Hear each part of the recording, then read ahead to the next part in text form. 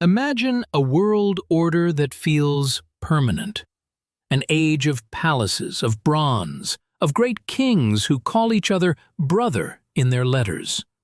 From the citadel of Mycenae in Greece, across the Hittite heartland in Anatolia, to the banks of the Nile in Egypt, a network of power and trade hums with confidence. It is a world wired together by ships carrying copper and tin, by messengers on dusty roads, by treaties etched in clay. And then, in the space of a single human lifetime, it all burns. Palaces that stood for centuries are sacked and abandoned. Writing systems vanish. Entire empires dissolve into ghost stories. On the walls of his temple at Medinet Habu, the Egyptian pharaoh Ramesses III tells us he faced the cataclysm head-on. Around the year 1177 BCE, he claims he defeated a great migration of peoples who came from the sea, their warriors backed by ox carts carrying their families. Egypt, he boasts, survived. But if the pharaoh won the battle, why did his entire world still lose the war? To understand the fall, we must first walk the world at its height. Around 1300 BCE, the Eastern Mediterranean was a neighborhood of giants. In Greece, Mycenaean warlords ruled from hilltop citadels like Mycenae and Pylos. Their scribes, using a script we call Linear B, kept meticulous records of every chariot wheel, every flask of perfumed oil, every ration of barley for the rowers. This was a world of obsessive accounting, a command economy run from the palace storeroom. To the east, in Anatolia, the Hittite Empire controlled the continental crossroads from their immense capital, Hattusa. Their kings were not just warriors, they were diplomats, their archives filled with treaties that bound vassal kings and rival emperors in a delicate dance of power.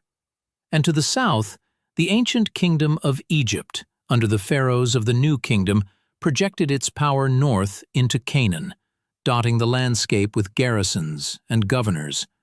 The sea was not a barrier, it was a highway. And on that highway sailed the lifeblood of this entire age. We know the richness of this highway because we have found its ghost.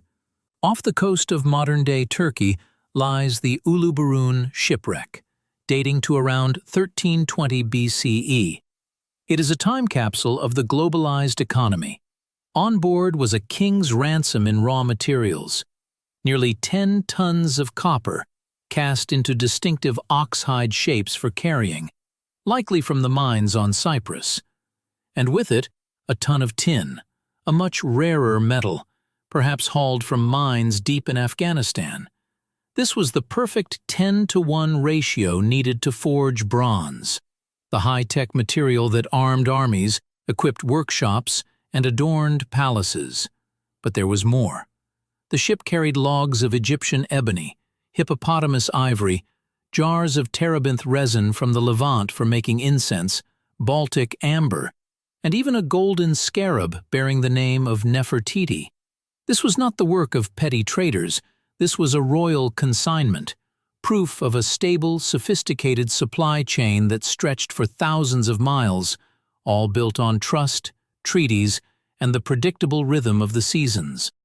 A world this interconnected is powerful. It is also fragile. The first pressure to test its foundations was invisible. Deep in the mud of lakes and preserved in the rings of ancient trees, scientists have found evidence of a climatic shift. Starting around 1200 BCE, a severe multi-decade drought settled over parts of Anatolia and the Levant.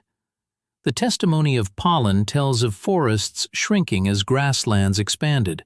Less rain meant failing harvests. Failing harvests meant hunger. And hunger is the enemy of empire. A palace's power rests on its ability to feed its people, its army, its bureaucrats. Suddenly, the vast storerooms were emptying. We can hear the rising panic in the letters of the time.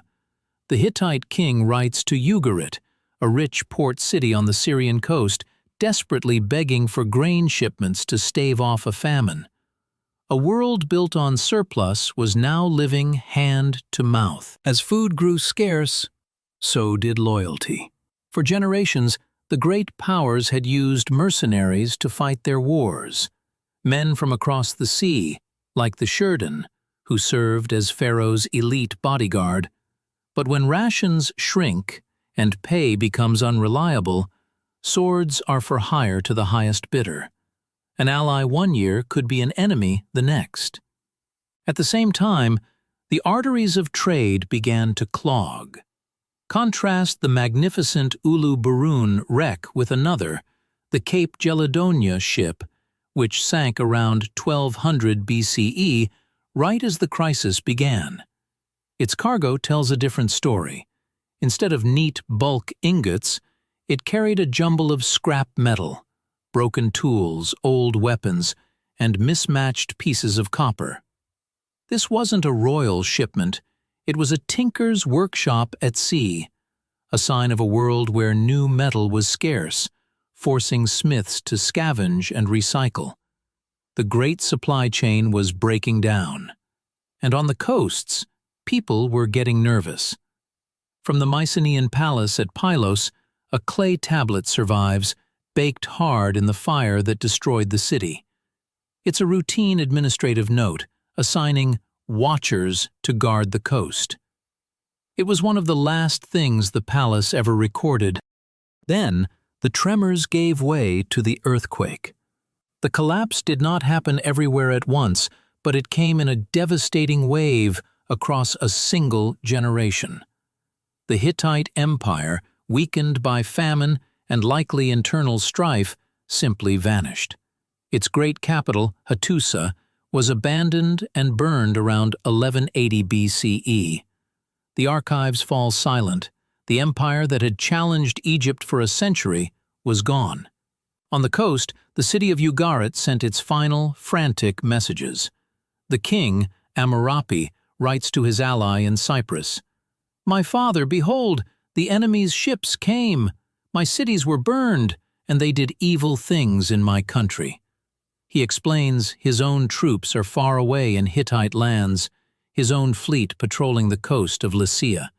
He was stretched too thin, and help was not coming. Within months, Ugarit was a heap of blackened rubble, its priceless archive of letters baked into permanence by the very fire that destroyed it. In Greece, the great citadels met a similar fate. Mycenae, Tiryns, and Pylos all suffered violent destructions. The complex linear B bureaucracy disappeared forever. The lights were going out all over the eastern Mediterranean. And this is where the sea peoples enter the stage of history. For Egypt, the crisis arrived in the 8th year of Ramesses III's reign. The inscriptions at his mortuary temple at Medinet Habu are our main source. They name a confederation of peoples on the move, the Peliset, the Checker, the Shekelesh, among others. But his artists carved more than names, they carved a story. The reliefs show a massive land and sea invasion. It was not just a raiding party. Behind the warriors in their horned helmets and feathered headdresses are heavy, solid-wheeled ox carts, piled high with the belongings of women and children. This was a people looking for a new home. Ramses staged a brilliant trap in the mouths of the Nile. As the invaders' ships sailed into the narrow channels, Egyptian archers rained down arrows from the banks, while Egyptian galleys, more nimble in the riverways, rammed and capsized the enemy fleet. The reliefs are a brutal spectacle of chaos, men drowning, ships overturned, a desperate struggle for survival. Ramses won a total victory. He had saved Egypt. Or had he? Egypt survived as a state, but the victory was a Pyrrhic one. The world that had sustained its wealth and power was gone. In the decades after the Great Battle, Egypt's empire in Canaan crumbled. Garrisons were withdrawn, governors returned home, and the mines and trade routes it once controlled fell silent. Egypt retreated into itself, a giant cut off at the knees. Some of the defeated sea peoples, however, found the home they were looking for. The group Ramesses called the Peliset, who we know as the Philistines, settled on the southern coast of Canaan, in cities like Ashkelon, Ashdod, and Gath. Archaeologically, their arrival is unmistakable. In the layers of rubble from the 12th century BCE, a new kind of pottery appears, with distinct Aegean styles. The diet changes too. The number of pig bones in excavated houses shoots up, a cultural habit different from their Canaanite and Israelite neighbors. The invaders had become the new locals. The collapse of the Bronze Age world created one final, profound change. The old trade networks that carried tin were broken, and without tin, you cannot make bronze. For a time, the world faced a metals crisis. The solution lay in a different material, one that had been known for centuries but was considered inferior: iron. Iron ore is far more common than tin, but it is much harder to work, requiring higher temperatures and different skills to forge. In the crisis, it was a desperate substitute. But necessity is the mother of invention. Smiths across the Levant slowly perfected the techniques of carburization, adding carbon to make steel. What began as a stopgap became the foundation of a new age. The collapse didn't just break palaces, it broke a technological monopoly and democratized metal. A local chieftain could now equip his followers with iron weapons forged from local bog iron without needing a king's permission or access to international trade routes. The world that emerged from the rubble would be built not of bronze, but of iron and steel. So who were the sea peoples? In the end, it may be the wrong question. They were not a single mysterious tribe that brought down a civilization. They were a symptom of a civilization that was already breaking. They were farmers driven from their land by drought, mercenaries cut loose by bankrupt employers, raiders taking advantage of collapsing authority, and refugees searching for a place to live in a world consumed by chaos.